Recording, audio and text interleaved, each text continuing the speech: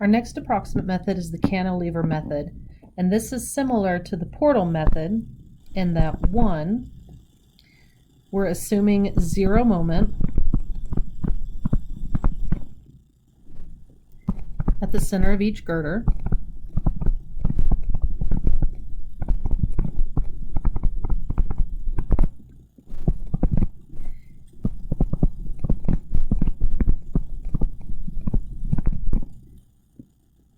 And zero moment at the center of the column if it is fixed.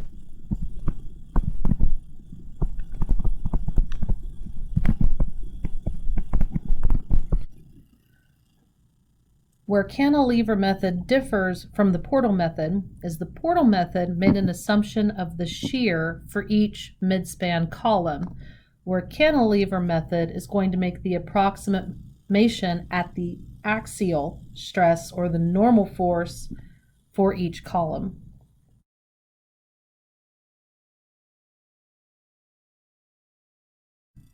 Here we have a frame, A, B, C, D, E, F, G, H, and we have spans 25, 15, and 20 for each bay, and the entire height is 16 feet. The load is 12 kips. Now this time we're given cross-sectional areas for each column. So A to E and DH have 8-inch square cross-sectional areas. BF is 6 and CG is 10 for the cross-section. So that's going into the page. I want to find the moment diagram for girder EFGH. Okay, just like portal method, we're going to have zero moment mid-girder. And we're going to have our triangular shaped moment diagram. So knowing the shape of the moment diagram for EFGH, let's use cantilever method to figure out what the magnitudes of those moments are. With the cantilever method, the axial stress is proportional to the distance from the centroid of the cross-sectional areas. So the first thing we're going to figure out is where the centroid of the cross-sectional areas are. And we're going to do that using weighted averages. So if I set up an x ordinate here at E, x bar is, okay?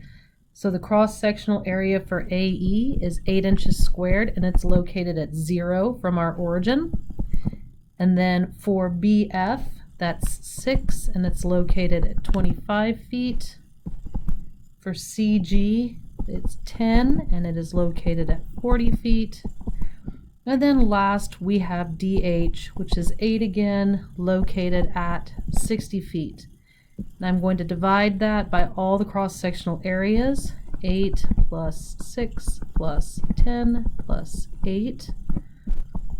And that gives me a location of the centroid of 32.1875 feet from the far left, from column AE, to the axial stresses cross-sectional centroid.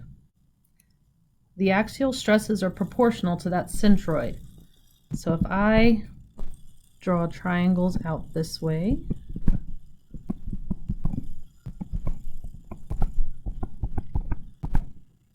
where it crosses 0 at that centroid, I'm going to have, let's do a 0 line here.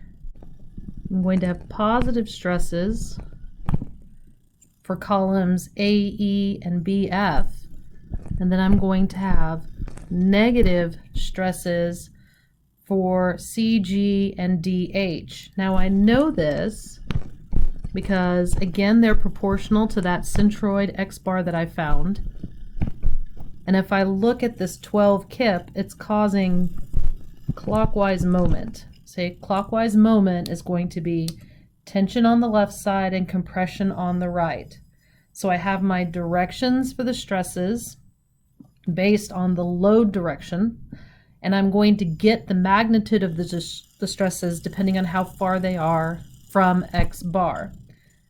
So setting up similar triangles, I'm going to have the normal stress AE over its distance from centroid X bar, which is 32.1875, and it's going to equal to sigma BF and its distance, which is 32.1875 minus 25,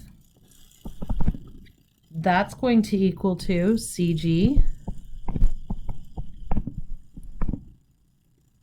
What's that going to be? 40 minus 32.1875 for its distance. And last, that's going to equal to DH, which is going to be 60 minus 32.1875. These are all just the distances. We're using similar triangles.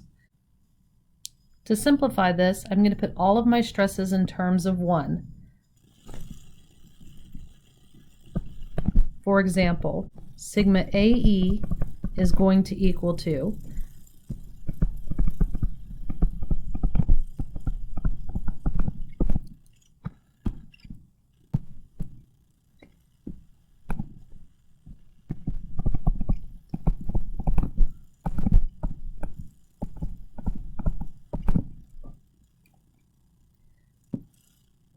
getting AE isolated on one side, so by multiplying 32.1875 to the other side, I'm going to get 4.4783 sigma BF. I'm going to do that for all of them. Now that I have all of my stresses in terms of one stress, so I've got everything in relationship to stress BF, I need to multiply again by the area to get normal forces, not stresses, so we can put the normal forces back in my free body diagram. So, normal stress AE is going to be normal force AE over cross-sectional area AE, 8 inches squared. And this is going to equal to 4.4783 of normal force BF over its cross-sectional area, 6 inches squared. We have normal stress AE is equal to 5.971 normal force BF. I've got my free body diagram drawn here again. Remember, the 12 kilopounds is acting at half the column height, 8 feet. That is part of our approximation method for Cantilever method. Also, we have forces CG and DH that are acting in compression versus AE and BF that are acting in tension. Again, these are reacting counterclockwise to the clockwise moment of the 12 kilopounds. And because I have all of my forces in terms of BF, I can plug that information in. So I have AE, that's 5.71 times normal BF. Normal BF, that it's itself, it's 1 times itself. Normal CG is 1.8116 times normal BF. And DH is 5.159 times normal BF. With this information, I can now sum moments. I'm going to sum moments. I'm just going to call you M. Now I picked the bottom of my free body diagram, so all of my shears go through. I have no approximation for my shears with this method. So I want all of those unknowns to have 0 moment arm from M, and I can solve for normal BF. Solving my moment equation, I get normal BF is equal to 0.2689 kilopounds, and then plugging that into my ratios here, I find that normal AE is 1.6056 kilopounds. Normal CG is 0.4871 kilopounds, and normal DH is 1.3872 kilopounds. And remember that AE is in tension, BF is in tension, CG is in compression, DH is in compression. With my normal forces solved for, I can now section my girders in half here. and create more free body diagrams to solve for the internal moments just to the left and just to the right of my corners here. Starting with corner E, I have taken the corner at half the distance of the girder and half the distance of the column because that is where the zero moment exists in this approximate method. So I have my normal force AE that I solve for, 1.6056, and if I sum for forces in the y direction, I find that the shear in the middle of EF is 1.6056 kilopounds, but it's going up, acting opposite of my assumed direction. Next, I want to find my moment acting just to the right of E, so I'm going to take a section just to the right of E. So I have my 12.5 feet to that midpoint of the girder where moment is equal to 0, and my shear EF that I just solved for. And I'm going to have reaction EY, EX, and moment E. And I find that my moment E is equal to 1.6056 times 12.5 feet, which is equal to 20.1 kilopound-feet compression in the top. Coming all the way back to the beginning for my approximated moment diagram, that makes this value 20.1, and that makes just to the left of F 20.1 as well due to symmetry of the approximate method. Let's do the same thing for corner F. So I've created corner F here where I took all of my lengths to the middle of the girders and to the middle of the column. I've also input my shear that I solved for on corner E for shear EF, the 1.6056. I've got the normal BF that I solved for way earlier. And if I sum for forces in the y direction,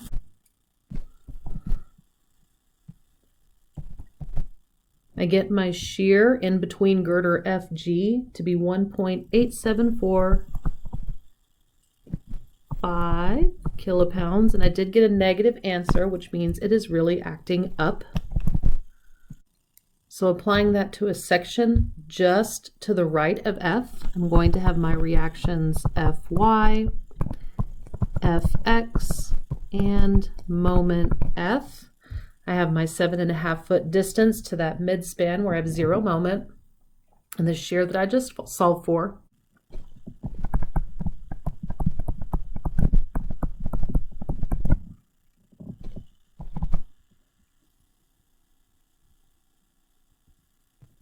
And I find that my moment at fixed corner F just to the right is about 14.0 kilopound-feet and 3 significant digits. Let's go put that on our graph.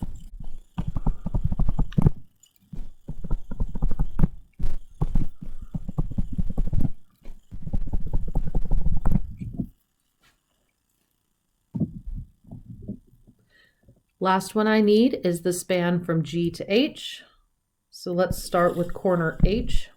For corner H, I have my normal force that I solved for earlier. I have the shear that I still don't know, DH.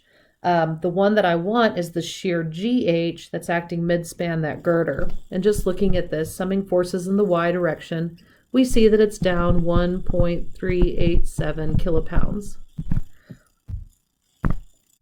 So sectioning it once again at corner H, just to the left, and can solve for my connector forces of HY, HX, and moment H, which I find to be 13.87.